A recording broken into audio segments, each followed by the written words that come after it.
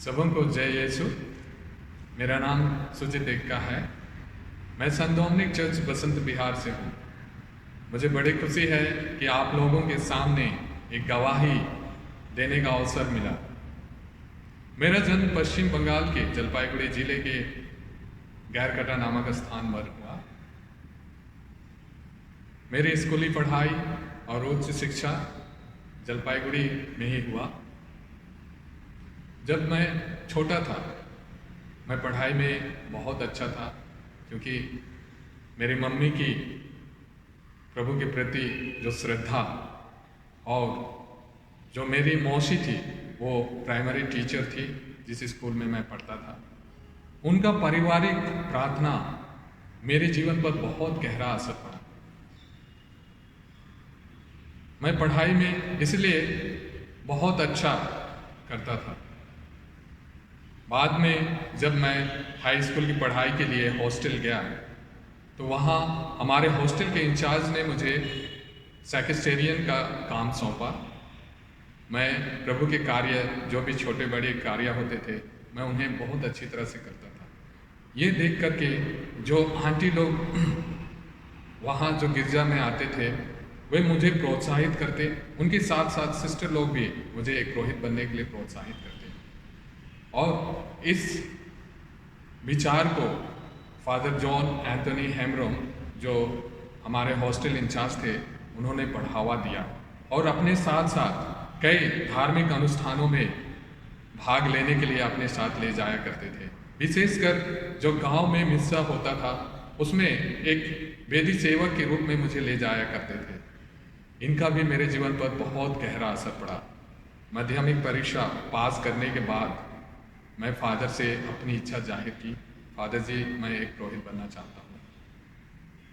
Father जी ये बात सुनकर बहुत खुश हुए और इसे बढ़ावा देने के लिए वे मुझे कई जगह पर लेकर के गए।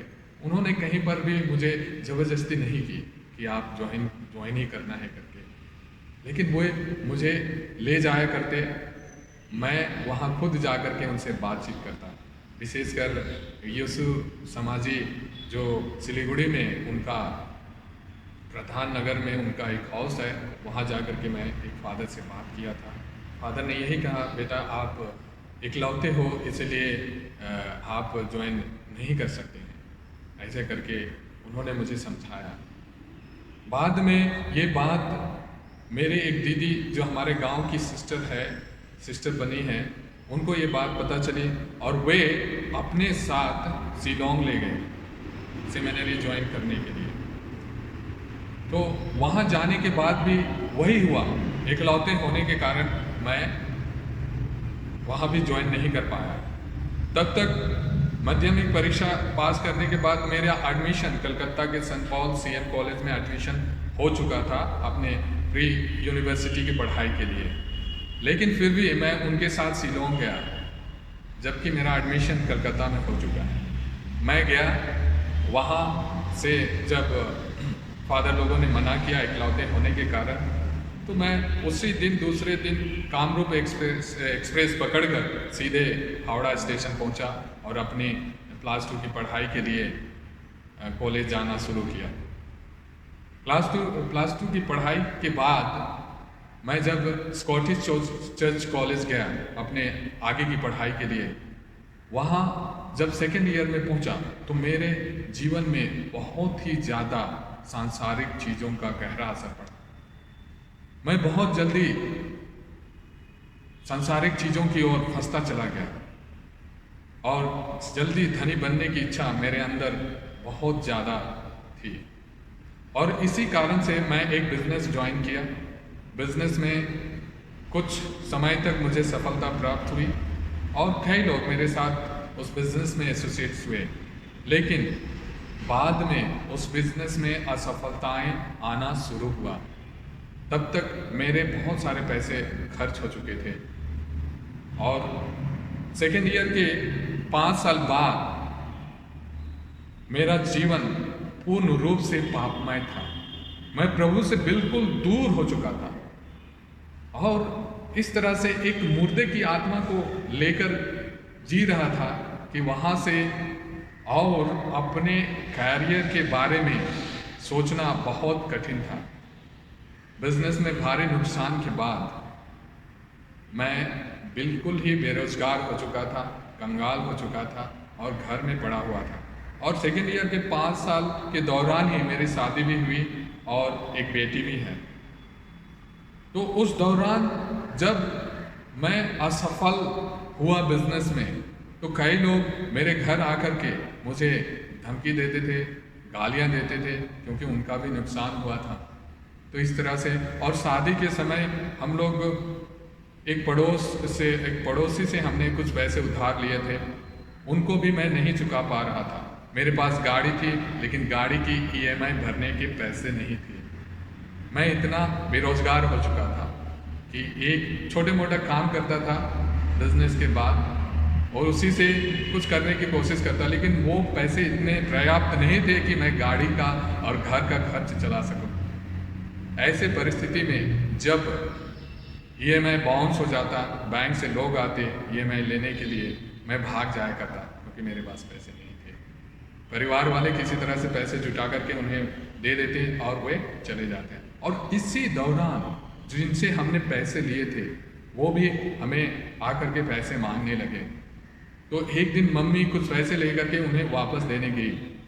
उन्होंने कहा कि हमें पूरा पैसा चाहिए, हमें किस्त में पैसे नहीं चाहिए, हमारे पूरे पैसे वापस कीजिए। तो मम्मी ने कहा कि अभी सुजीत बेरोजगार है, कोई काम धंधा नहीं कर रहा है, तो ऐसे परिस्थिति में हम आपको पूरा पैसा नहीं दे सकते हैं, तो थोड़ा थोड़ा करके हम आप लोगों को वापस करेंगे। लेकिन उन्होंने मम्मी को वापस भेज दिया और मम्मी बड़ी रोते हुए, बड़ी दुखी से वापस घर लौटी और सारी बातें बताई। मुझे बहुत ज़्यादा दुख हुआ मम्मी की उन आंसुओं को देख करके। मेरे अंदर इतना साहस नहीं था कि मैं अपनी दृष्टि प्रभु की ओर उठाऊं और उनसे कहूं, प्रभु मेरी ओर देखिए। लेकिन फिर भी से मेरी पत्नी और माँ की प्रार्थनाओं का असर मेरे साथ था और मैंने साहस किया प्रभु के पास जाना और उनसे कहा, प्रभु मैं साहस नहीं जुटा पा रहा हूँ कि आपकी ओर दृष्टि लौटाऊं। मेरा जीवन पापमय है, पाप में डूबा हुआ है। मेरा दोस्त आकाश छू रहा है। मैं इस तरह से प्रभु से प्रार्थना कर रहा था, रो रो करके, और अपने पापों को स्वीकार कर रहा था। और उसी क्षण प्रभु ने मेरी प्रार्थना सुनी। कुछ समय बाद मेरा मामा जो दिल्ली में नौकरी करते हैं, वो हमारे गांव आए हुए थे। उनसे मेरी मुलाकात हुई। मैंने उन्हें अपने बेरोजगारी के बारे में बताया और उन्होंने कहा कि आपके लिए मैं कुछ करता हूँ। और वो मेरे बायोडाटा और कुछ डॉक्यूमेंट्स लेकर के दिल्ली आए। और देखिए कैसे प्रभु प्रबंध करता है। हम उत्पत्ति ग्रंथ के अध्याय 22 और 14 में पढ़ते हैं, प्रभु प्रबंध करता है। उसने मेरी पुकार सुनी और मुझे उस संकट से, उस पापमय जीवन से उन्होंने बाहर निकाला प्रबंध करके। और जब मामा जी दिल्ली आए तो वो मई महीना था। उसके बाद जो पड़ोस से हमने जो पैसे दिए थे, उनकी बेटियां दिल्ली में जॉब करती हैं। उनको ये बात पता चली और उन्होंने मेरे लिए नौकरी ढूंढना शुरू किया। देखिए प्रभु ने कैसे उनके मन में इस बात को डाल दिया कि सुजीत वहाँ रह करके आप लोगों का पैसा वापस नहीं कर सकता है, इसलिए आप लोग उनको यहाँ बुलाइए, यहाँ कुछ नौकरी करेगा और आप लोग उनसे थोड़ा थोड़ा करके जैसा भी हो उनसे पैसा आप वापस पा सकेंगे। और उन्होंने मेरे लिए नौकरी ढूंढना प्रारंभ किया और मुझे नवंबर 2006 में दिल्ली बुलाया गया और मैं दिल्ली आ गया 2006 में। और एक प्लेसमेंट के द्वारा मुझे एक बैंक में सेल्स डिपार्टमेंट में काम मिला, लेकिन वहाँ भी मैं ज़्यादा दिन नहीं टिक पाया क्योंकि वो प्रभु की योजना नहीं थी। क्योंकि प्रभु प्रबंध करता है, उनकी अपनी योजनाएं हैं। मैं जब वहाँ से नौकरी जब छूट गई तो मैं वापस आया। दूसरे दिन सभी में जिनके साथ में मैं रहता था, मेरे रूममेट्स, वो अपने अपने नौकरियाँ चले गए। मैं अकेला घर में पड़ा था। मैं दरवाज़ा बंद किया और मैं फूट फूट कर रोने लगा, प्रभु मेरा हृदय टूट चुका है। वहाँ भी मैं असफल था और यहाँ भी जिस उम्मीद के साथ मैं आया था, नौकरी तो मिली लेकिन वो भी चली गई।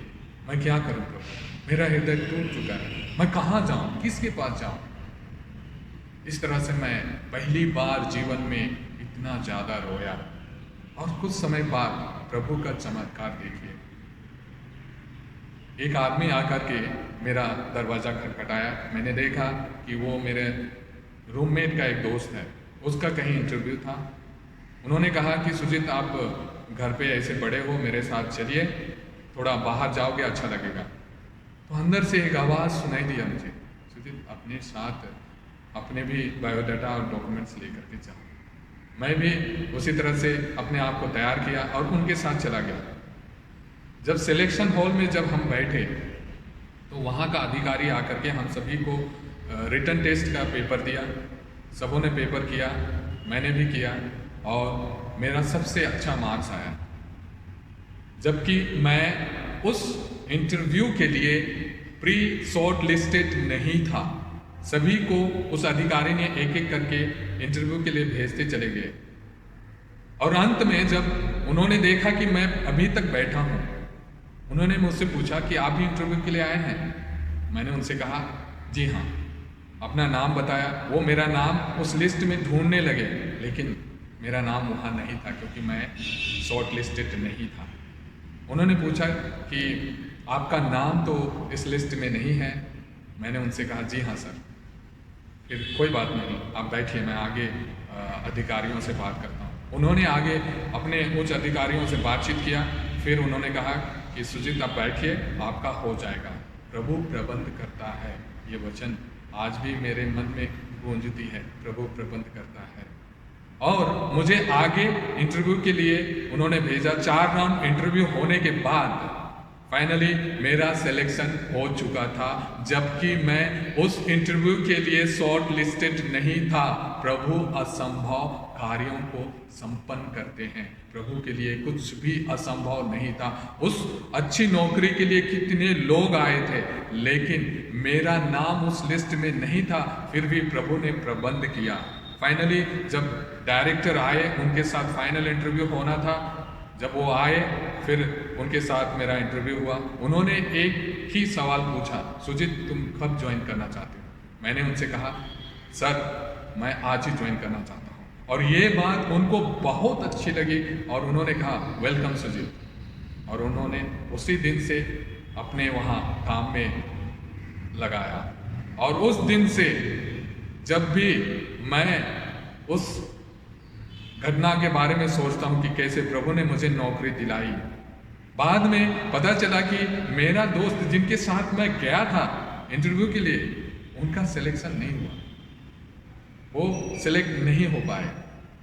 और ये थोड़ा सा दुख तो लगा, लेकिन बाद में उन्हें दूसरी जगह अच्छी नौकरी लग गई।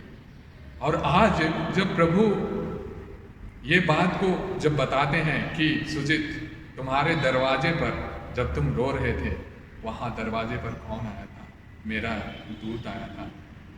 जी हाँ प्रभु सचमुच चमत्कारी हैं। उनके लिए कुछ भी असंभव नहीं है। वो हमारे लिए प्रबंध करते हैं और ये चीज़ मैं अपने जीवन में अनुभव किया। उसके बाद प्रभु आगे मुझे ये सेंट डोमिनिक चर्च में अपने कार्य में लगाना शुरू किया। मैं छोटे छोटे कार्य में जुड़ता चला गया, जैसे रविवारीय पाठ पढ़ना। और धीरे धीरे उन्होंने मेरे पत्नी के द्वारा भी अपना कार्य करना यहाँ हमें अपने कार्य में लगाया। मेरी पत्नी बच्चों को कैटेकिज्म पढ़ाती थी, फिर मैं भी कैटेकिज्म पढ़ाने में जुड़ गया। फिर प्रभु ने यूक्रिस्ट मिनिस्टर बनाया। और वही बात जो संत पौलुस रोमियो को पत्र लिखते समय अध्याय 11 और 29 में कहा है, प्रभु अपने वरदान कभी वापस नहीं लेता और ना ही अपना बुलावा रद्द करता है। और ये बात उस दिन पुष्टि हुई जब मैं यूक्रिस्ट मिनिस्टर बना और पहली बार प्रभु के शरीर को पकड़ने का सौभाग्य प्रभु ने प्रदान किया। और देखिए जब मैं यूक्रिस्ट से जुड़ा और मेरे जीवन में अनगिनत चमत्कार हुए। 2016 में मैं ट्यूबरक्लोसिस बीमारी में गिरा उस समय एक अजीब सा डर छा गया था मेरे जीवन में। मैं छिपने के स्थान पर गया और ब्लेसेड साक्रमेंट के पास घंटों बैठा। घंटों बैठने के बाद में अंदर से एक आवाज सुनाई दी, परख कर देखो प्रभु कितना भला है, धन्य है वे जो प्रभु के शरण जाते हैं। O taste and see that the Lord is good, happy are those who refuge in him. ये बात बार बार मेरे कानों में गूंजती रही और ये कहते रही, सुचित मेरा शरीर और रक्त को ग्रहण करके देखो, इसमें चंगाई है, इसमें चंगाई है। जब डॉक्टर ने प्रिस्क्राइब किया दवाइयाँ और जब डायग्नोस करके ये पता चला कि मुझे ट्यूबरक्लोसिस हुआ है, तो मुझे डर लगा। और वही डर के कारण मैं जब प्रभु के पास आया तो प्रभु ने दवाइयाँ बता दी थी, यूक्रिस्ट एंड यूक्रिस्ट। परम प्रसाद में वो शक्ति है, परम प्रसाद में वो चंगाई है। जब डॉक्टर ने कहा था कि आपको दवाई, एंटीबायोटिक की दवाई खाली पेट में हर रोज नियमित रूप से लेना है, अगर आप किसी एक दिन अगर मिस करते हैं तो आपको फिर से दवाइयों का कोर्स शुरू से प्रारंभ करना होगा।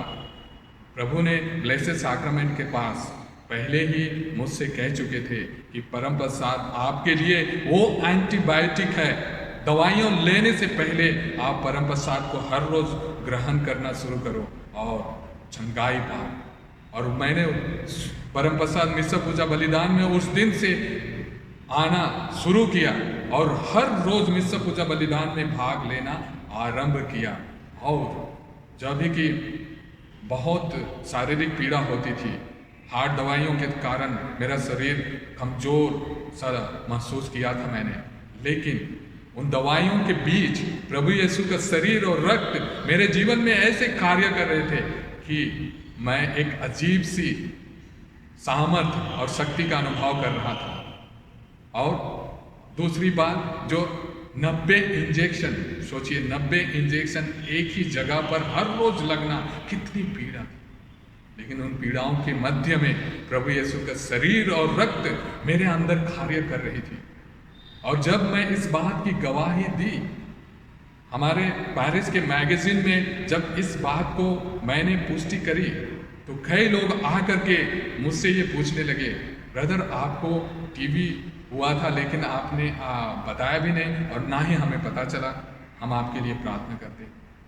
और वो मेरे लिए सबसे बड़ी गवाही थी, क्योंकि लोगों को ये पता भी नहीं चला कि प्रभु यीशु का शरीर और रक्त मुझे इतना ज़्यादा चंगाई प्रदान और शक्ति प्रदान कर रही थी। मैं ऑफिस से सिर्फ 3 दिन ही छुट्टी लिया था और ऑफिस में भी लोगों को पता नहीं चला, क्योंकि मैं प्रभु यीशु के शरीर और रक्त ग्रहण करने की वजह से बहुत ज़्यादा मजबूती और उस बीमारी से, वो दर्दमय बीमारी से मैं लड़ पाया और बाहर आया। जी हाँ प्रियो, परम प्रसाद में वो ताकत है, वो शक्ति है, वो चंगाई है। जब हम योग्य रीति से नियमित रूप से परम प्रसाद लेते हैं, हमारे जीवन में चंगाई ही नहीं, बहुत बड़े बड़े आशीषें दिखना आरंभ होता है। ये मैं खुद अपने जीवन में अनुभव किया है। तो मेरे प्रियो, मैं आप लोगों को यही बताना चाहता हूँ जो प्रभु ने मेरे साथ किया। मेरे जीवन में उन्होंने दुख आने दिया, संकट आने दिया और वहाँ से उन्होंने मुझे बाहर निकाला। वचन कहता है प्रभु दुख द्वारा दुखियों का उद्धार करता है और विपत्ति द्वारा उन्हें शिक्षा देता है। हर विपत्ति में एक ट्रेनिंग है, हर दुख और पीड़ा में प्रभु की बुलाहट है, वो अपनी ओर बुलाना चाहते हैं। ये चीज़ मैंने अनुभव किया। ये हम अय्यूब के ग्रंथ 36:15 में इस बात को पढ़ते हैं। और दूसरी बात, जब मैं यूखरिस्ट मिनिस्टर बना तो उस बात को पूरा होते देखा जो संत पौलुस ने रोमियो को पत्र लिखते समय अध्याय 11 और पद संख्या 29 में कहा है, ईश्वर अपना वरदान कभी वापस नहीं लेता और ना अपना बुलावा रद्द करता है। मैं एक पुरोहित बनना चाहता था, आज पुरोहित के रूप में प्रभु यीशु का शरीर और रक्त मैं लोगों को बांटने का अवसर दिया। प्रभु, ये प्रभु की बहुत बड़ी कृपा मुझ पर हुई है। आज मैं आपके सामने ये गवाही और जो भी वचन मैं कह रहा हूँ, ये प्रभु की कृपा ही है मुझ पर, बहुत बड़ी कृपा है। ये साहस भी नहीं था, लेकिन ये साहस प्रभु ने दिया। हमेशा उन्होंने पवित्र आत्मा को मेरा सहायक बनाकर मेरे साथ रखा। हर पल हर समय वो मेरे साथ रहकर, अगर उनकी चमत्कारों को, उनकी अनुभवों को अगर मैं आप लोगों के साथ बांटना शुरू करूं तो असाधारण, अविश्वसनीय और अनगिनत है। मैं कह सकता हूं अनगिनत है, क्योंकि प्रभु दया सागर है, करुणामय है, प्रेममय है, सत्य प्रतिज्ञा है, न्याय प्रिय है। वो अपने स्वभाव के विरुद्ध नहीं जाते। उन्होंने जो कहा है वो पूरा होता है। मैंने वचन में पूरा होते देखा है। तो मेरा गवाही यहीं पर रोकता हूं मैं। और ये बात जो मैंने अनुभव किया कि प्रभु ईश्वर ने हम सभी विश्वासियों के लिए पवित्र शास्त्र में 8,800 प्रतिज्ञाएं की है, हमारे सुख शांति के जीवन के लिए, हमारे उद्धार के लिए, मानव जाति की मुक्ति के लिए 8,800 प्रतिज्ञाएं। उन्हीं प्रतिज्ञाओं को प्राप्त करने के लिए हम माँ मरियम से प्रार्थना करते हैं, हे माँ मरिया हमारे लिए प्रार्थना कर कि हम यीशु ख्रिस्त की प्रतिज्ञाओं के योग्य बन जाएं। धन्यवाद। जय यीशु।